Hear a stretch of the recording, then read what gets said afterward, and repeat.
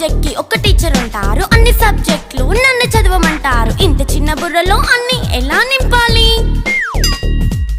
Class work, home work, fair notes అంటారు. Subject కి 3 books పెట్టి బ్యాగ్ నింపుతారు. ఇన్ఫాక్ట్ నా బరువు కన్నా నా బ్యాగ్ బరువే ఎక్కువ.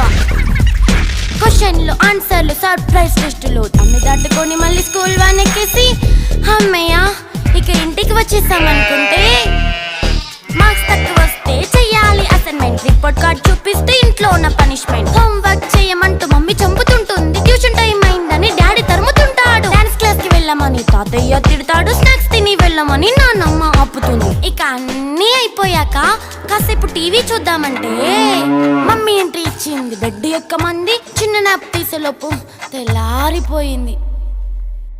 అయ్యో మళ్ళీ మొదలు ఈ స్కూల్ కష్టాలు, ఇక మళ్ళీ మొదలు